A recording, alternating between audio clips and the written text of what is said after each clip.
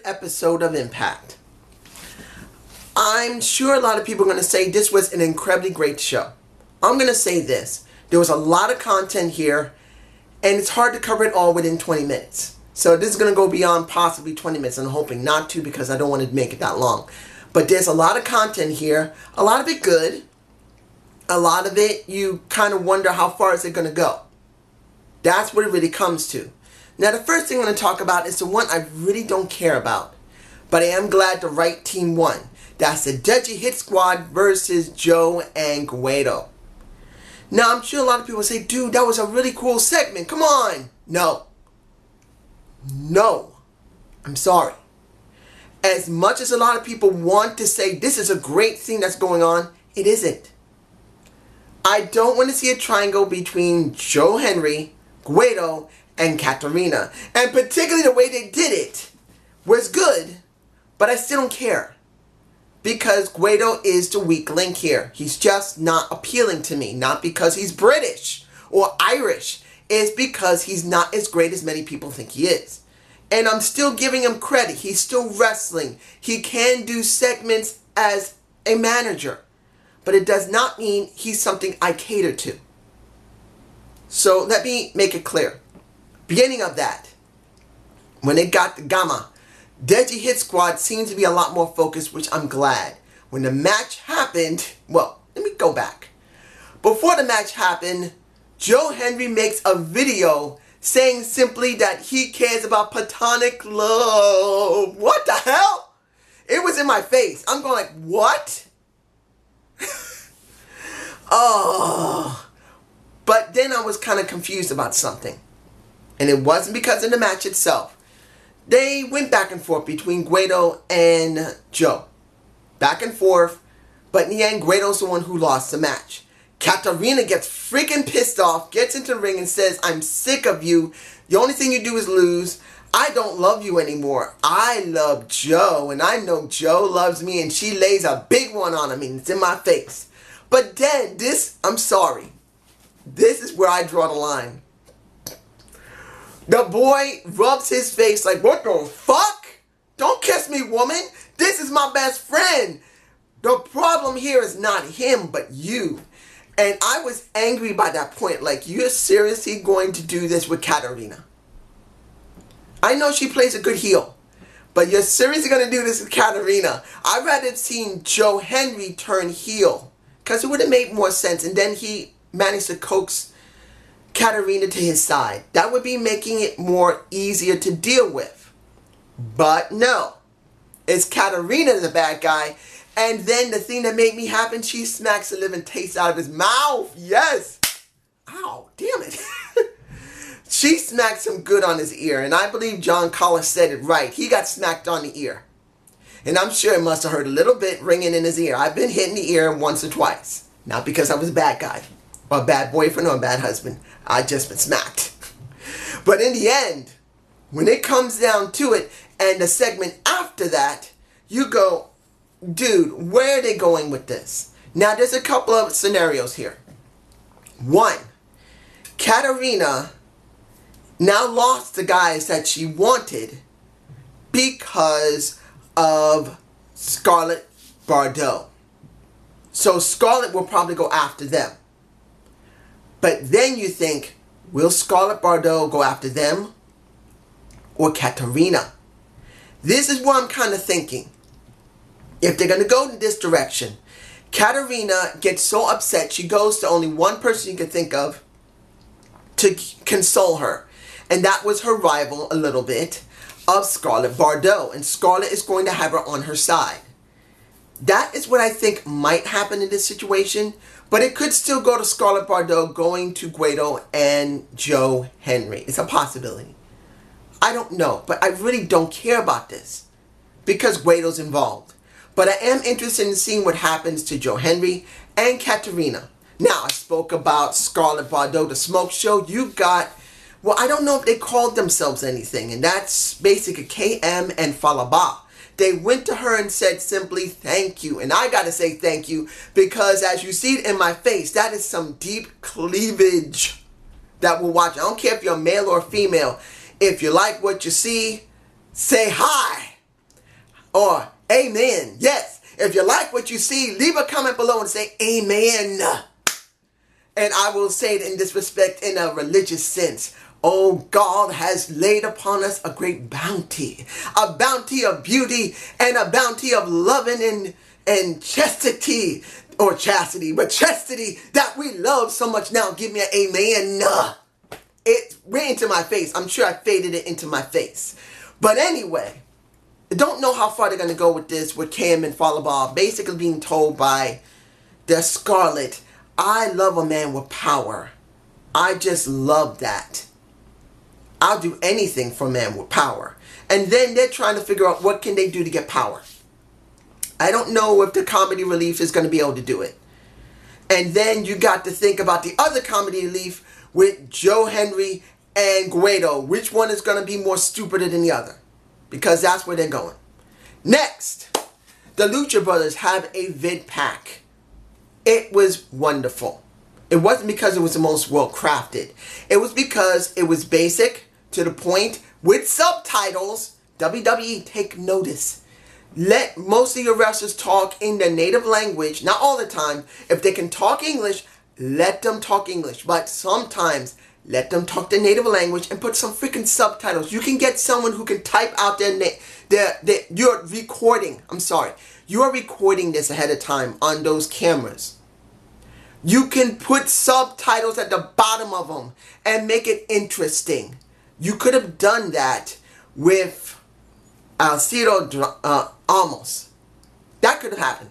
But no, this is what we get. But when it comes to Phoenix and Pentagon, this is what I like to see. If it was a Japanese wrestler, I want to see Japanese. I mean, in English, let them speak Japanese, put English. Spanish, same thing. Portuguese, Chinese, I don't care. Show me the language. If they can't speak English, show me the language. Don't make them just be quiet or have a mouthpiece every single time. Anyway, let's move on. I will say Su Yung versus Tessa Blanchard.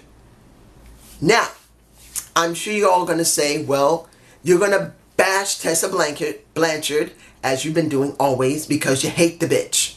And I'm not being rude. That's what I think most of you probably think if you watch this. No. I give fair, clear explanations of why I do not believe she should be where she is. And I think there's something going on with her character or her actual personality. That's how I feel about it. Now, this match for the title. I said this before and I'll say it again. I do believe Tessa was rushed. She shouldn't be getting the title now. It should be next year. Really? Around Genesis should be the time when she gets the title. Not now. I really don't believe this is the right time for her. Particularly, they don't really have that many people built up to work with her. And when you see this match, it kind of shows. Not because Su Yung is bad. Let's be honest here. When you compare the Su Yung to the Tessa Blanchard, Su Yung is the superior wrestler. She knows how to make the match work. And I'm not taking nothing away from Tessa. She did a good job. As you see from the stuff that's been scrolling by, she's done a good job. But I do believe the one that made the match really well was Su Yung. She really helped that match along. Now, in the end, Tessa won. And once the Undead Brides came out, Tessa got the whack in the back of the head, and then was dragged to the coffin that they brought out, was put into the coffin. One door was shut, the other one was about to be shut until Allie and Kira comes out to save her. And I gotta say two things. One, Kira is gorgeous in those white pants and those sexy legs. She looked good. But here's the one thing that kind of made it fall apart at the end. Tessa Blanchard showing her greenness. She's not like her dad, Telly. Not because she doesn't have a good skill. She doesn't have a good mindset. The one problem she has is she's green. I don't care what anyone says, that she's the most amazing person there is. She's the future. That's the reason why you say it. She's the future. She's green. Because the minute it was over and they kicked Su Yung off the, what is it? I forgot what they called it. Why am I forgetting? the floor and, well, kicked to the floor. The problem, oh, it was a ramp. I can't believe I couldn't remember the freaking ramp. Ah! But anyway, once she was kicked off the ramp and they helped Tessa out of that coffin. I have to calm down for this. This is what got me angry. She did not play into that moment that she could have been confused. If this was Telly, if this was Austin Aries, if this was even Rosemary or Allie for that matter, well, when she was doing it right. Even Madison Rayne or Gail Kim would have got it too. She's green. And when she got out of there, she didn't act disorientated. She acted surprised. She didn't act disorientated and then act surprised. And that's where it got lost in translation. It got lost because she did not play into it. Ring psychology and fan psychology is important to a wrestler, no matter if she's a female or a male. You need to be able to play into the crowd or make the crowd play into you. You got to feel what the crowd's going with. And if you don't, it becomes awkward. And the minute she got in there acted scared, she didn't act or disorientated or confused or hurt. She acted like nothing happened. And that's the reason why it kind of failed at the end. Now, of course, you're going to have your own point of view, but tell me below what it is. I have no problem hearing it. I just want to understand why you think it worked perfectly fine. Because it didn't. She should have played into it. That would have made her more credible as a champion. But now, excuse me, ow. I have to be careful because if I misbalance myself, you will see me lean like this and you will hear a thud to the floor. I have to be careful with my left side. It does not work right. Now, next, you have, well, I didn't mind the match between Rick Swann and Petey Williams. I was going, what? They're repeating it again? There's got to be some angle. And there was. Once Matt Sydal came out and he went on commentary. And as you can see now, you got Josh Matthews as the face and Don Callis as the heel. Kind of you can see the difference between the writing before and the writing after. Because when it came to Don, he did I think a more credible job as a heel than, well, I'm not saying that Josh Matthews can't play a good heel. It just counts on what he's been written with. He's got to be written something. In this case, he sounded pretty okay. I was alright with it. As a face, he's okay, but he's a way better heel. Now, the match itself, which you've been watching probably, if I remember to actually put it in about a minute before this, please. Gotta tell myself.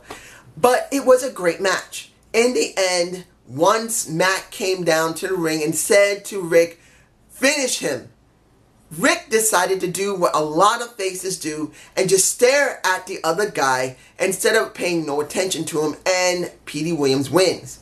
But then here comes a very strange thing. You kind of wish they had not done what they did with Petey Williams after the match was over, saying, what's going on? What happened? What happened? Because Petey did get nailed pretty hard. And he's asking what happened. What happened? I think they could have left that bit out. Now, the part that made it very good was afterward, and Rick was confronted by Matt, and Rick just said, leave me the hell alone. Just go away. I don't need you. This is good storytelling. It's not great, but it's good storytelling. I want to see where they're going to go with this. It's pretty much a triangle between Matt Sydal, Rick Swann, and Petey Williams is being added to it. But here's the problem. Unless it's a title, it really doesn't mean much.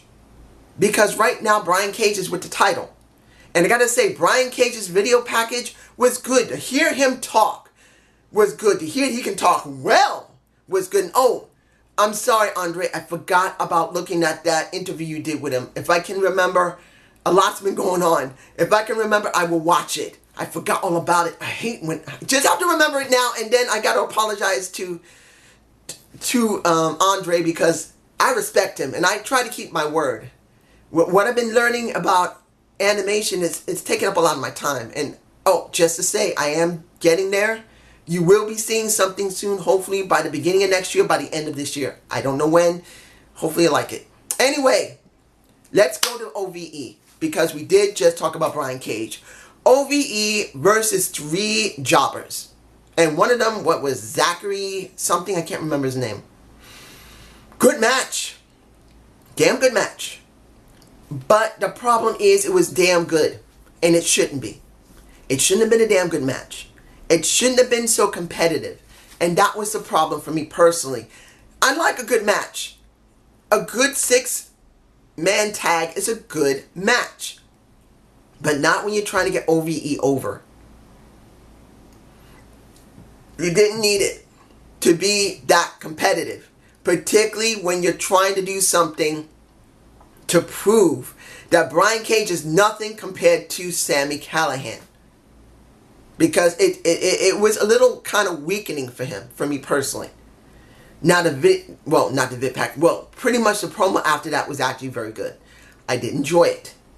And was there anything else? Because there was so much on this freaking show. No, I think that was okay. Now, let's move on to one of the funny things. And that was Eli Drake. And what was the guy's name? Stone Rockwell. He's in my face. What the fracky dacky crack is that? The adventurer Stone Rockwell goes and meets Eli Drake and pretty much says, yeah, I'm going to make sure that every dummy that comes out here is going to meet my gravy train, yeah. And pretty much Stone Rockwell comes out. He tries to get himself over. Eli gave him a little bit of a leeway. He says, let's have a match. Nails him and gives him another gravy train. I do not know where this is going. I enjoyed that segment. But I'm wondering where they're going with Eli Drake. I am so hoping it's something special by the time to go to Bound for Glory. Because if this is just him going through jobbers, it hurts. Because I want to see Eli Drake somewhere in the tag title picture. No, not tag. I'll give it to you like this. If he goes into the tag titles, fine. If he goes to the world title, hell yeah. If he goes going up against Brian Cage, who I think he should have gone up against, or should go up against at Bound for Glory, because let's be honest, they got a history. I want to see them hype a history because Brian Cage did work with Eli Drake in California. I want to see that when they first came together. I want to see it again. I want to see it for a title. But you never know. Now, okay, let's see here. I'm trying to remember. There's so much content on this show. Let's go to the end of the show before the thing I really want to talk about. And that is Austin Aries with Cross and Money Moose. No, Moose Money. Was it Moose Money or Money Moose? I think it was Moose Money, but it should have been Money Moose. The Money Moose. I think that would have been better than Moose Money.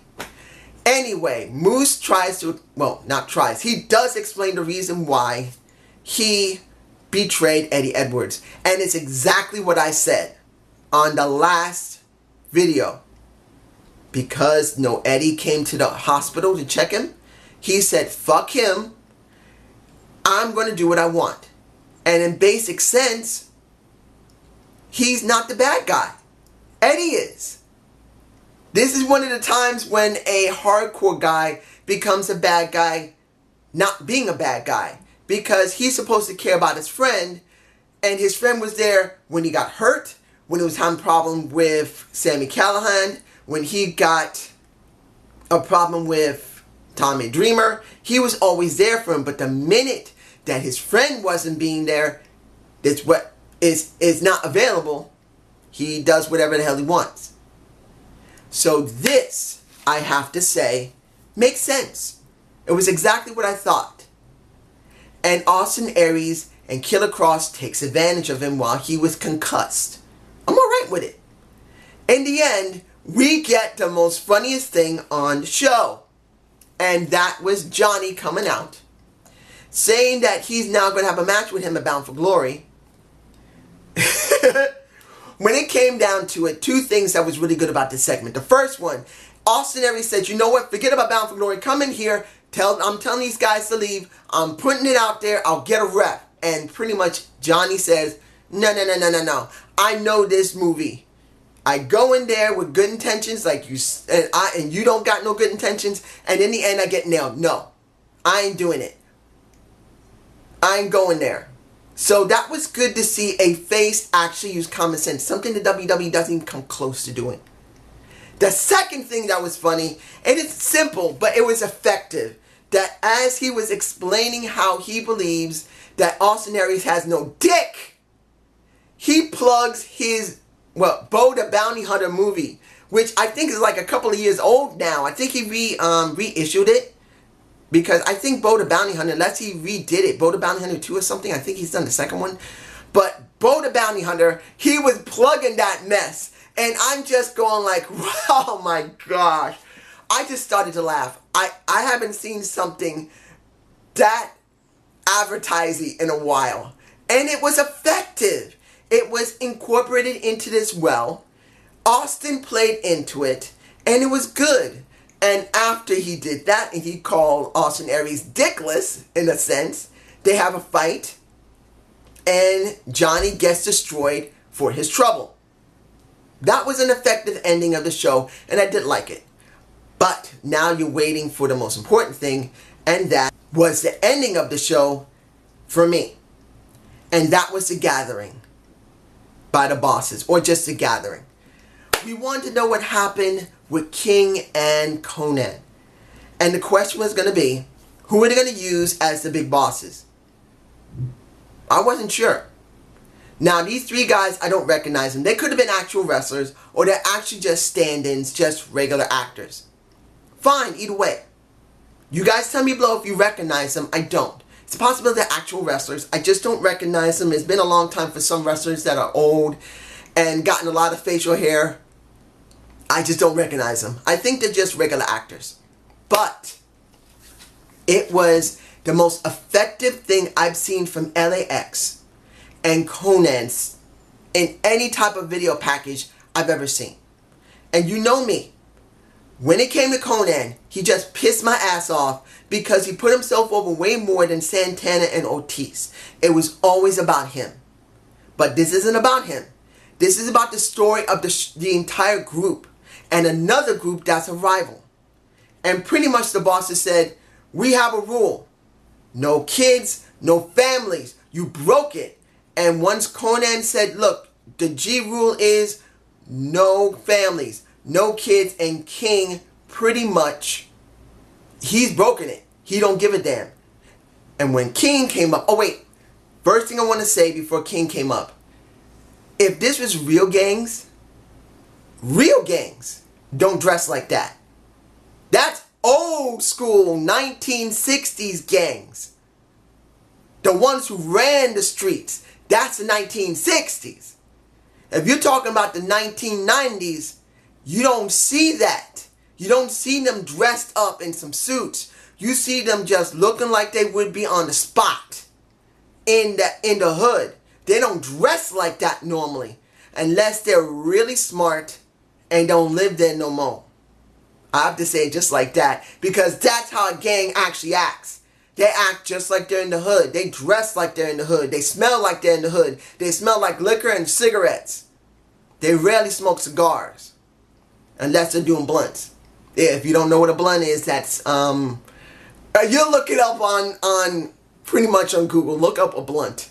But anyway, taking away from that, once King spoke, I believe, this is just me, this was the best promo I've ever heard him say. He pretty much says it as simple, as straight as it can be. You're coming down on me for something I know all of you did before.